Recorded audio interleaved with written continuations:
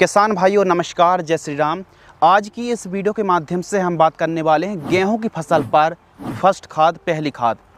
पहली खाद एक ऐसी खाद होनी चाहिए जो कि हमारी गेहूं की फसल पर बढ़वार, क्लोरोफिल, हरियाली बढ़ाने के साथ साथ जड़ों का अच्छा विकास करे और पड़ोसी या फिर आसपास के जो किसान हैं ना वो पूछें कि आपने कौन सी खाद डाली है। इतनी शानदार बढ़वार होनी चाहिए और फुटाव, हरियाली के साथ साथ जड़ों का अच्छा विकास यदि होगा तभी जो हमारी पहली खाद है ना इसका महत्व होने वाला है। तो आपको पहली खाद में कौन कौन से न्यूट्रिशियन तत्वों को, पोषक तत्वों को मिलाकर के प्रयोग करना है ताकि हमारी फसल में ना उपज और पैदावार में चार चांद लग जाएं और फुटाव, टेलरिंग की संख्या भी काफ़ी शानदार देखने के लिए मिले। तो फसल को चटक गहरी ग्रीन करने के लिए हम आपके लिए फर्स्ट खाद में कौन कौन सी खादों को लेकर के आए हैं, तो इसकी जानकारी के लिए आपको वीडियो को पूरा वॉच करना होगा। वीडियो को लाइक कर दीजिए और यह जानकारी आपको पसंद आती है तो एक शेयर की हम उम्मीद कर सकते हैं। चलिए शुरू करते हैं। गेहूँ की फसल पर पहली खाद जानने से पहले हमको ये जानना पड़ेगा कि हमने अपनी गेहूं की फसल पर बेसल के समय कौन कौन सी खादों का प्रयोग किया है। तो डीएपी खाद हमने इस्तेमाल किया है 50 किलोग्राम, सिंगल सुपर फास्फेट और उर्वरक खाद हमने इस्तेमाल किया है 50 किलोग्राम, एमओपी 25 से 30 किलो और बेंटोनाइट सल्फर हमने इस्तेमाल किया है दोस्तों लगभग 5 किलोग्राम। अब ये तो बुआई के समय हमने खादों का प्रयोग किया है, लेकिन पहली खाद कब इस्तेमाल करनी है, तो आइए पहली खाद के बारे में बात करते हैं। गेहूँ की फसल में एक अच्छी उपज निकालने के लिए पहली खाद ही हमारी उपज की दिशा और दशा निर्धारित करती है।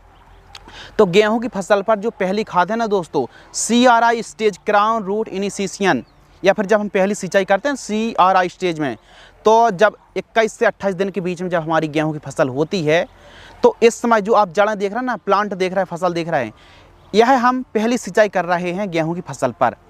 तो गेहूं की फसल पर जो सिंचाई है ना दोस्तों, वो हो सकता है हल्की भूमि पर थोड़ा जल्दी भी सिंचाई करनी पड़े। तो जब भी आप पहली सिंचाई कर रहे हैं तो उस समय इन खादों का प्रयोग आप कर सकते हैं। तो हम ले रहे हैं यूरिया और उर्वरक खाद।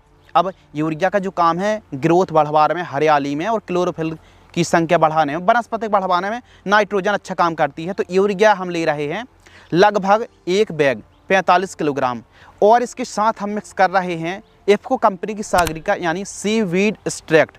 बहुत सारी कंपनी आपको PI की बायोबीटा मिल जाता है, इसके अलावा धनजाइम गोल्ड के नाम से धानुका कंपनी दे रही है और इफको कंपनी सागरिका दानेदार के नाम से किसी भी कंपनी का आप सीवीड एक्सट्रैक्ट ले सकते हैं। ब्रांचेस में, फुटाव में, टेलरिंग की संख्या बढ़ाने में और साथ ही क्लोरोफिल एक प्रकार से जाइम की तरह काम करती है जो सागरिका दानेदार होती है। तो सागरिका दानेदार एक प्रकार से जैविक उत्पाद है, जैविक खाद है। तो इसका इस्तेमाल हमको 10 किलोग्राम करना है पहली खाद के साथ। और हम इसके साथ एक माइक्रो न्यूट्रिएंट, सूक्ष्म पोषक तत्व युक्त खाद ले रहे हैं जिसमें zinc, boron, iron, copper, manganese और मोलिब्डेनम जैसे पोषक तत्व हों।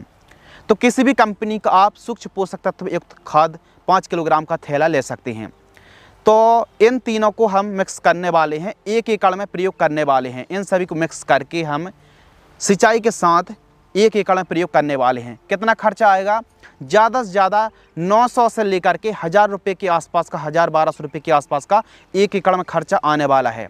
तो इन सभी खादों को मिक्स करके 1 एकड़ में आप प्रयोग करें और सिंचाई करें। इससे फ़ायदा होगा कि जो आपकी फसल है ना, आप देखेंगे कि बीच बीच में पीलापन जैसी शिकायत है ना, एकदम ख़त्म होने वाली है। एकदम हरियाली, फुटाव और बहुत ही एकदम चटक गहरी ग्रीन रंग की आपकी फसल देखने के लिए मिलने वाली है और एक अलग प्रकार की चाल ग्रोथ हमको देखने के लिए मिलने वाली। तो इन खादों को आपको 1 एकड़ में प्रयोग करना चाहिए।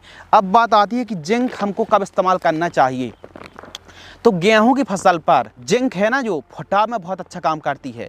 तो सेकंड खाद में हम, दूसरी खाद में यूरिया के साथ जिंक सल्फेट लेने वाले हैं। तो यूरिया कितना लेना है, जिंक सल्फेट कौन सी लेना है, कौन सी परसेंटेज वाली लेना है और कौन सी स्टेज पर, कौन सी अवस्था में हमको जिंक सल्फेट इस्तेमाल करना है, इसकी जानकारी के लिए आपको चैनल को सब्सक्राइब कर लीजिए। जब भी हम न्यू वीडियो अपलोड करेंगे आप तक जानकारी पहुँच जाएगी।